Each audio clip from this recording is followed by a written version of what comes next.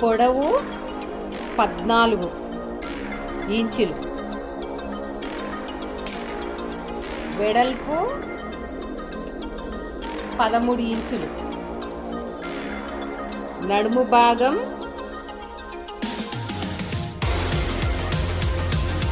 12 ఇంచులు, మనకు shoulder neck రెండు కలిపి 6 ఇంచులు, మనకు చంక 6.5 ఇంచులు, మనకు నెక్ 9 ఇంచులు,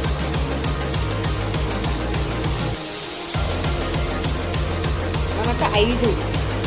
మనకు కత్తి పెట్టుకోవాలి కదా నడుముకి